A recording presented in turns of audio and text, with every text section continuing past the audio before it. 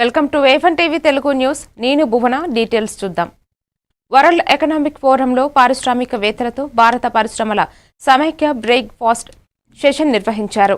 ఈ సెషన్లో AP CM Chandrababu, CII director general Chandrajit Banerjee, Mastercard CEO, Cognizant CEO Ravikumar సహా పలు విదేశీ కంపెనీల ప్రతినిధులు హాజరయ్యారు. భారత్ కేంద్రంగా అభివృద్ధి, ఏపీ సానుకూలతలపై సీఎం చంద్రబాబు ప్రసంగించారు. ఇంధనం, డిజిటల్ ఇన్ఫ్రాలో పెట్టుబడులపై నెలకొన్న అవకాశాలపై చర్చ చేపట్టారు. లాజిస్టిక్స్, తయారీ రంగాల్లో పెద్ద ఎత్తున పెట్టుబడులకు సంబంధించిన అవకాశాలపై చర్చించారు.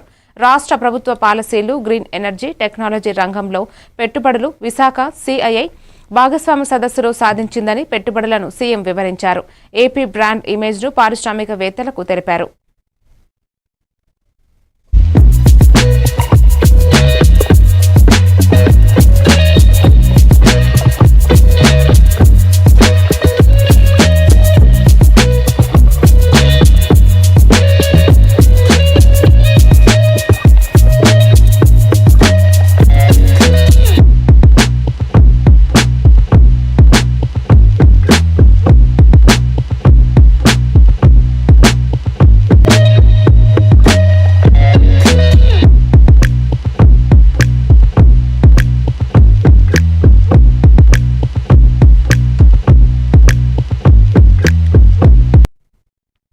రాష్ట్ర ప్రభుత్వం అవినీతి బయటపడిందని CM Revanth Reddy diversion politics కు పాల్పడుతున్నారని మాజీ మంత్రి బీఆర్ఎస్ నేత హరీష్ రావు ఆరోపించారు. ఫోన్ ట్యాపింగ్ కేసులో సిట్ విచారణకు వెళ్లే ముందు ఆయన తెలంగాణ భవన్ కు వెళ్లనున్నారు. ఈ క్రమంలో పుప్పాలగూడలోని తన ఇంటి వద్ద మీడియాతో మాట్లాడారు. నిన్న ఉదయం రేవంత్ బావుమర్ది బాగోతాన్ని బయటపెడితే రాత్రి 9 గంటలకు సిట్ నోటీసులు వచ్చాయని, ఈరోజు ఉదయం 10 గంటలకు విచారణకు హాజరు కావాలని నోటీసుల్లో పేర్కొన్నారన్నారు. అవినీతిపై ప్రభుత్వాన్ని ప్రశ్నిస్తే ఇలాగే చేస్తారని విమర్శించారు. రేవంత్ రెడ్డి తాటకు చప్పుళ్లకు భయపడేది లేదని స్పష్టం చేశారు. కోసం ఈ నోటీస్ పంపిండని అర్థమైతా ఉంది. నిన్ననే చెప్పినాం మేము, ఈ దండుపాలెం ముఠ రేవంత్ రెడ్డి కేబినెట్ ఏ రకంగా వాటాలు పంచుకోవడంలో తన్నుకుంటున్నారో అన్ని విషయాలు బయటపెట్టాం. అంటే రాబోయేటువంటి మున్సిపల్ ఎన్నికల ముందు వీళ్ళ అవినీతి బయటపడుతుందని, వీళ్ళ అవినీతి బట్టబయలైతుందని, వీళ్ళ బండారం బయటపడ్డదని ఒక డైవర్షన్ టాక్టిక్స్ కు ఇవాళ రేవంత్ రెడ్డి గారు మాకు నోటీస్ ఇచ్చారు. సరే, ఈ నోటీసులు మాకు కొత్త కాదు. తెలంగాణ ఉద్యమంలో ఆనాటి సమైక్యవాద ప్రభుత్వాలు ఎన్ని కేసులు పెట్టినా, ఎన్ని మా మీద రకరకాల ఇబ్బందులు పెట్టినా, కేసీఆర్ గారి నాయకత్వంలో మేము పోరాడినటువంటి ఒక కార్యకర్తలం, ఉద్యమకారులం. ఆ గత సమైక్యవాదంలోనే అనేక సార్లు మమ్మల్ని అరెస్ట్ చేశారు, అనేక వందల కేసులు పెట్టినారు. ఆ రోజే మేము భయపడలేదు. ఇవాళ నువ్వు ఎందుకు నోటీస్ ఇచ్చినావు నాకు? మేము ఏమడిగినాం? నీ 6 గ్యారెంటీల సంగతి ఏంది అని అడిగినాం. నువ్వు బాండ్ పేపర్ మీద రాసిచ్చిన మహిళలకు మహాలక్ష్మి 2500 ఎప్పుడు ఇస్తావు అని అడుగుతా ఉన్నాం. నువ్వు అవ్వ తాతలకు 4000 పెన్షన్ ఎప్పుడు ఇస్తావు అని అడుగుతా ఉన్నాం. నీ యొక్క అక్రమాలు, నీ బొగ్గు కుంభకోణము, నీ పవర్ కుంభకోణము, నీ హిల్ టీపీ ఇండస్ట్రీస్ కుంభకోణము, నీ భూ కుంభకోణాలు. ఫోన్ ట్యాపింగ్ కేసులో బీఆర్ఎస్ ఎమ్మెల్యే, మాజీ మంత్రి హరీష్ రావు సిట్ విచారణకు హాజరు అయ్యారు. జూబ్లీహిల్స్ పీఎస్ కు ఆయన చేరుకున్నారు. ఈ కేసులో విచారణకు హాజరు కావాలని హరీష్ రావుకు సోమవారం సిట్ నోటీసులు జారీ చేసిన విషయం తెలిసిందే. ఆయన జిల్లా పర్యటనలో ఉండటంతో సిట్ సిబ్బంది నోటీసులను కోకాపేటలోని ఇంట్లో ఇచ్చి వెళ్లారు. దాదాపు 2 ఏళ్లుగా జరుగుతున్న ఫోన్ ట్యాపింగ్ కేసు అనేక మలుపులు తిరుగుతున్న విషయం తెలిసిందే. బీఆర్ఎస్ అధికారంలో ఉన్నప్పుడు రాజకీయ నాయకులు, వ్యాపారులు మొదలు జడ్జీల ఫోన్లను ట్యాప్ చేశారని, వాటికి సంబంధించిన ఆధారాలను ధ్వంసం చేశారన్న ఆరోపణలపై పంజాగుట్ట పోలీస్ స్టేషన్లో 2024 మార్చిలో కేసు నమోదైంది.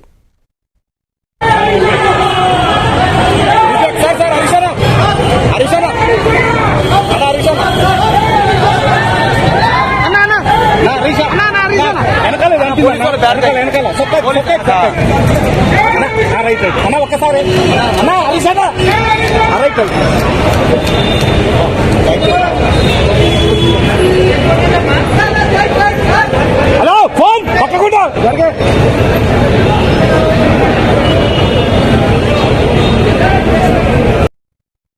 ఫోన్ ట్యాపింగ్ కేసులో బీఆర్ఎస్ ఎమ్మెల్యే, మాజీ మంత్రి హరీష్ రావును సిట్ విచారిస్తోంది. ఈ నేపథ్యంలో జూబ్లీహిల్స్ పోలీస్ స్టేషన్ వద్ద ఉద్రిక్తత నెలకొంది. పీఎస్ వద్దకు బీఆర్ఎస్ కార్యకర్తలు భారీగా చేరుకున్నారు. ప్రభుత్వానికి వ్యతిరేకంగా నినాదాలు చేశారు. దీంతో నిరసనకారులు పోలీసులు అక్కడ నుంచి పంపించివేశారు.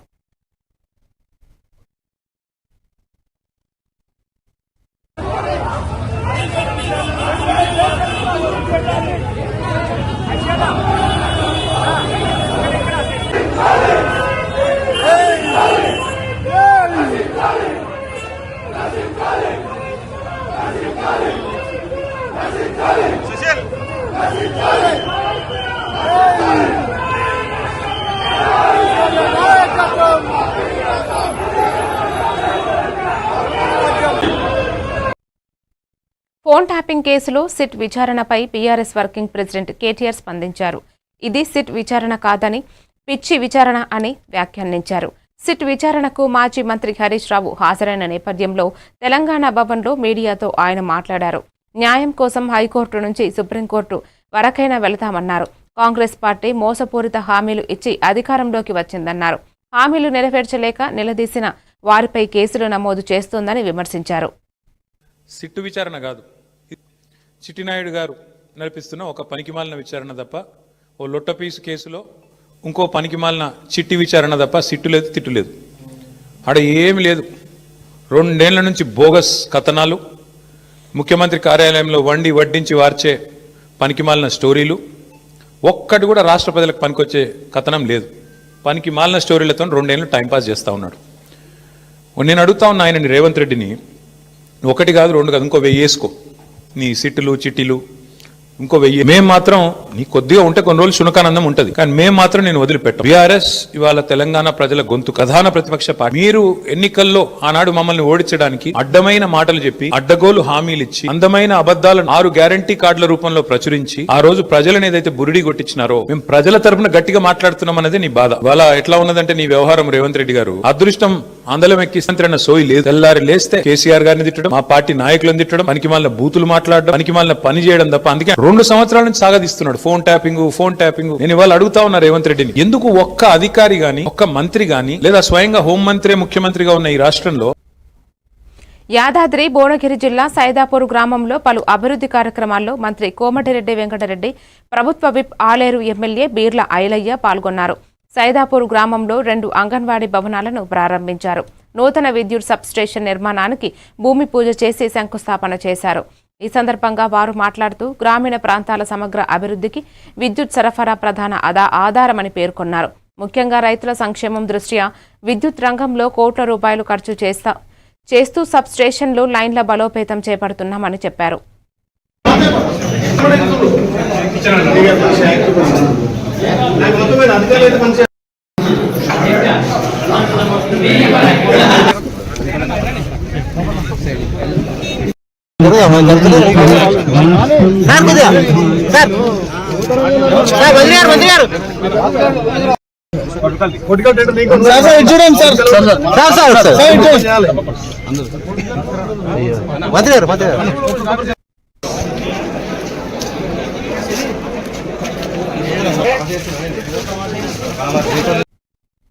రాబోయే మున్సిపల్ ఎన్నికల్లో జాగృతి నేతలు బరిలో దిగుతారని కవిత స్పష్టం చేసిన సంగతి తెలిసిందే. ఈ నేపథ్యంలోనే నేడు హైదరాబాద్లోని తమ నివాసంలో కవిత ఆశావాహులతో భేటీ అయ్యారు. ఎన్నికల్లో రచించాల్సిన వ్యూహాలు, ఇతర అంశాలపై కవిత చర్చిస్తున్నారు. కాగా ఈ ఎన్నికల్లో నిజామాబాద్లో 20 నుండి 30 స్థానాల్లో జాగృతి అభ్యర్థులు బరిలో దిగబోతున్నట్లు తెలుస్తోంది. సింహం గుర్తుపై జాగృతి అభ్యర్థులు పోటీ చేసే అవకాశం ఉన్నట్లు తెలుస్తోంది. నోటిఫికేషన్ రాకముందే అభ్యర్థులను ప్రకటించేలా కవిత కసరత్తు చేస్తున్నారు. ఇక కవిత తొలిసారిగా సొంత గడ్డపై బరిలో దిగుతుండటంతో జిల్లాలో హాట్ టాపిక్గా మారింది.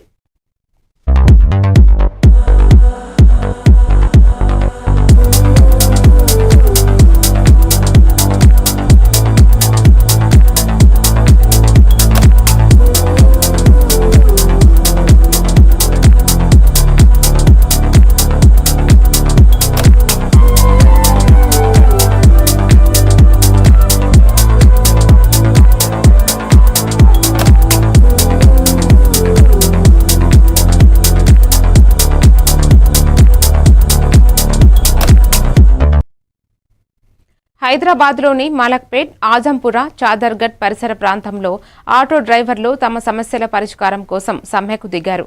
హామీ ఇచ్చిన 12,000 రూపాయలు ఆర్థిక సహాయం అందలేదని, 13 ఏళ్లుగా మారని మీటర్ ఛార్జీలను పెంచాలని వారు డిమాండ్ చేశారు. ఓలా, ఊబర్, ర్యాపిడో సేవలను నిషేధించాలని కోరారు. సమ్మెతో బస్టాండ్ల వద్ద రద్దీ ఏర్పడి ప్రయాణికులు ఇబ్బందులు పడ్డారు. ప్రభుత్వం స్పందించకపోతే ఉద్యమాన్ని తీవ్రం చేస్తామని హెచ్చరించారు.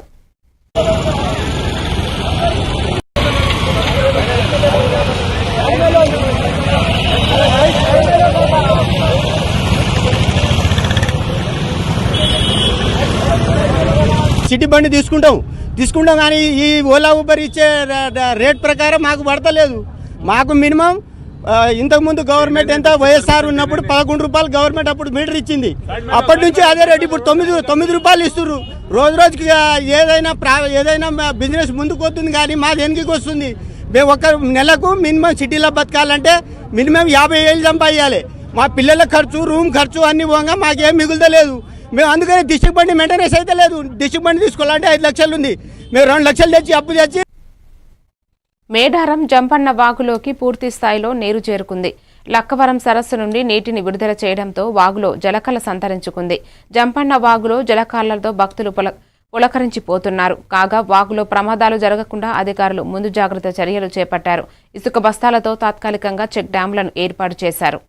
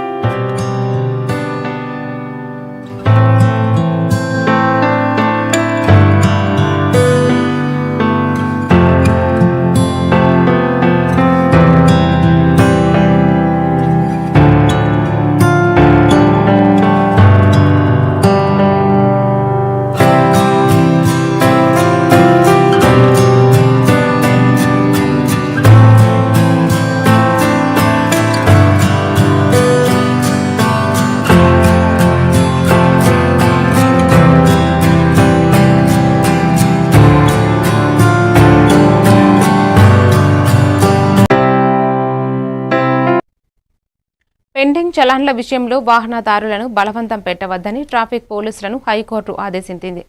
చలాన్లను చెల్లించాలని బైక్ కీస్ లాక్కోవడం, వాహనాన్ని ఆపివేయడం లాంటివి చేయొద్దని తెలిపింది. వాహనం ఆపినప్పుడు వాహనదారులు స్వచ్ఛందంగా చలాన్లు చెల్లిస్తే పోలీసులు వసూలు చేసుకోవచ్చని కోర్టు పేర్కొంది.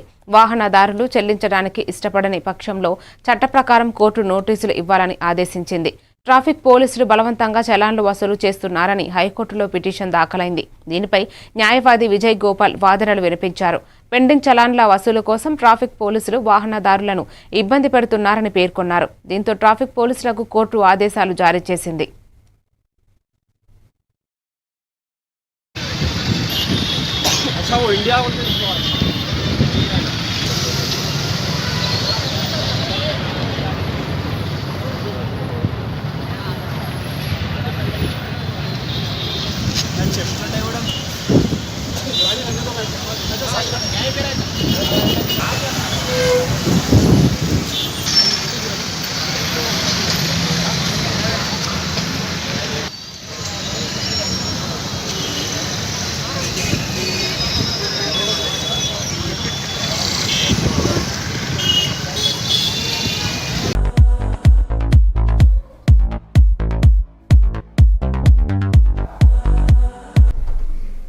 తిరుమల శ్రీవారిని పలువురు ప్రముఖులు దర్శించుకున్నారు.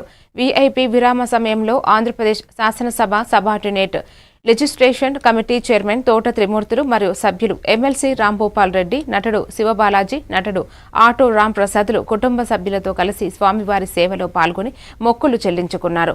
దర్శనాంతరం రంగనాయకుల మండపంలో వేద పండితులు వేద ఆశీర్వచనం అందించగా ఆలయ అధికారులు పట్టు వస్త్రంతో సత్కరించి శ్రీవారి తీర్థ ప్రసాదాలు అందజేశారు.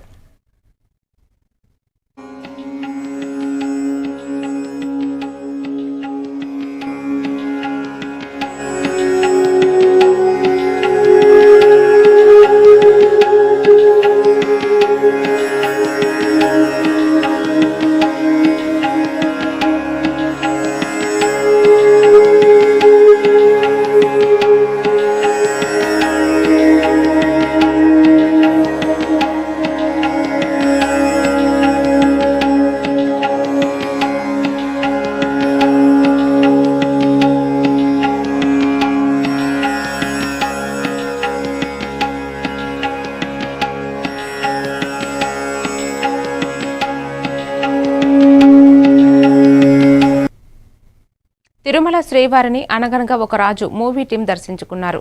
వీఐపీ విరామ సమయంలో హీరో నవీన్ పోలిశెట్టి, హీరోయిన్ మీనాక్షి చౌదరి, దర్శకుడు హరి, రచయిత చిన్మయులు కలిసి స్వామివారి సేవలో పాల్గొని మొక్కులు చెల్లించుకున్నారు.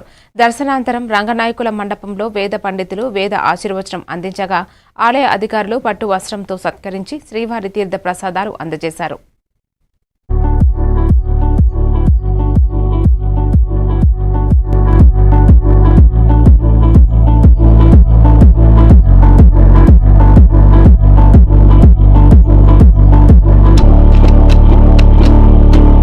So much.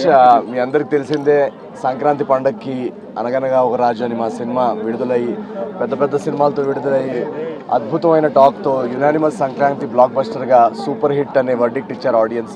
సో మా అందరికీ గత 4 రోజులుగా మేము అందరం చాలా చాలా సంతోషంగా ఉన్నాం, చాలా ఎమోషనల్గా ఉన్నాం. ఇటువంటి ఒక ఆనందం కేవలం ప్రజలు, ప్రేక్షక దేవుళ్ళు వాళ్ళు వచ్చి సినిమా చూడడం తప్పితే ఇలాంటిది సాధ్యమే కాదు. సో ఇంత పెద్ద సక్సెస్, ఇది మామూలు సక్సెస్ కాదు. మా సినిమాలో డైలాగ్ ఉన్నట్టు అటు 7 తరాలు ఇటు 7 తరాలు గుర్తుండిపోయే సక్సెస్. సో ఇలాంటి సక్సెస్ కేవలం మా హార్డ్ వర్క్ వల్ల అయితే రాదు. అది ఎందుకంటే అందరూ టాలెంటెడే, అందరూ కష్టపడతాం. దీనికి ఒక డివైన్ ఫోర్స్, దీనికి ఒక ఆ స్వామివారి ఆశీస్సులు, స్వామివారి బ్లెస్సింగ్స్ ఉంటే కానీ ఇలాంటిది రాదని నేను.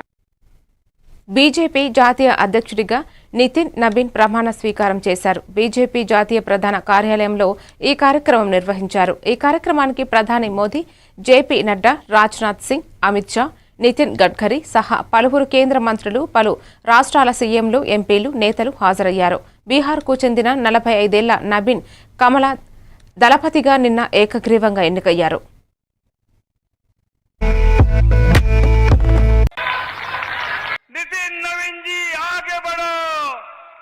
सम्मान पत्र प्रदान करता हूं। धन्यवाद। भारत माता की जय। नितिन नवीन जी आगे बढ़ो। आदरणीय प्रधानमंत्री जी का स्वागत करके उनको भी मंच पर ले आएंगे। माननीय नितिन नवीन जी, हमारे पूर्व अध्यक्ष जेपी नड्डा जी, भाजपा परिवार के अन्य सभी वरिष्ठ जन, देश भर से आए कार्यकर्ता साथी, देवी और सज्जनों, सर्वप्रथम दुनिया के सबसे बड़े राजनीतिक दल का अध्यक्ष चुने जाने पर बहुत बहुत शुभकामनाएं देता हूं। बीते कई महीनों से संगठन पर्व यानी कि पार्टी का छोटी శబరిమల ఆలయ బంగారు తాపడాల కేసుపై విచారణ జరుపుతున్న ఎన్ఫోర్స్మెంట్ డైరెక్టరేట్ దూకుడు పెంచింది. ఈ కేసు విచారణలో భాగంగా మంగళవారం 3 రాష్ట్రాలలోని 21 ప్రాంతంలో ఏకకాలంలో సోదాలు చేపట్టింది. మనీ లాండరింగ్ నిరోధక చట్టం కింద కేరళ, కర్ణాటక, తమిళనాడులలో ఈ సోదాలు జరుగుతున్నాయి. ఈ కేసులో ప్రధాన నిందితుడు ఉన్నికృష్ణన్ పొట్టి, ట్రావెన్కోర్ దేవస్వం బోర్డు మాజీ అధ్యక్షుడు పద్మకుమార్లపై సంబంధం ఉన్న ప్రాంతంలోనూ వారి సన్నిహితులపై సంబంధించిన ఇళ్లల్లోనూ ఏకకాలంలో సోదాలు నిర్వహిస్తున్నట్లు అధికారులు వెల్లడించారు. మరోవైపు ఈ కేసును కేరళ హైకోర్టు పర్యవేక్షణలో పనిచేస్తున్న రాష్ట్ర ప్రత్యేక దర్యాప్తు బృందం కూడా దర్యాప్తు చేపట్టింది.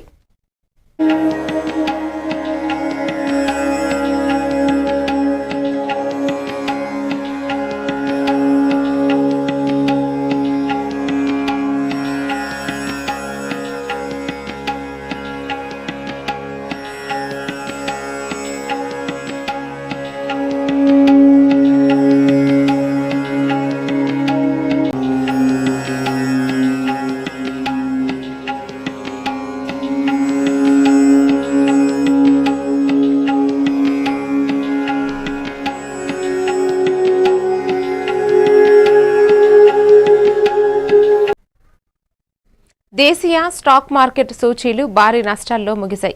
ప్రపంచ వాణిజ్యంలో నెలకొన్న అనుచిత పరిస్థితులు విదేశీ మదుపర్ల అమ్మకాలు ఘన సూచీలపై ప్రభావం చూపాయి. ముఖ్యంగా ఐటీ స్టాక్స్ అమ్మకాల ఒత్తిడిని ఎదుర్కొన్నాయి. సెన్సెక్స్ ఓ దశలో 1200 పాయింట్లకు పైగా నష్టపోగా నిఫ్టీ కూడా 25,200 దిగువకు చేరింది. తర్వాత కాస్త కోలుకున్నాయి. ఈ క్రమంలోనే సూచీలు 2 నెలల కనిష్ట స్థాయికి చేరుకున్నాయి.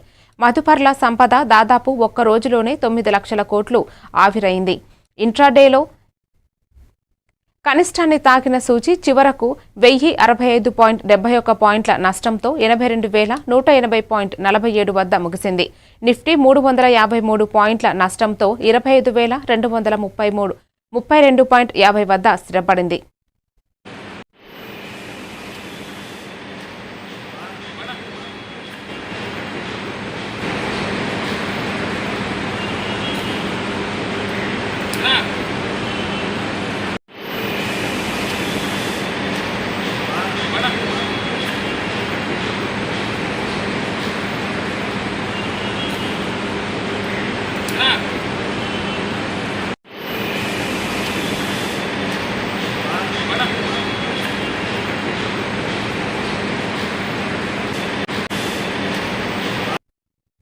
మరిన్ని డీటెయిల్స్ తో మళ్ళీ కలుద్దాం. Keep watching A1 TV Telugu news.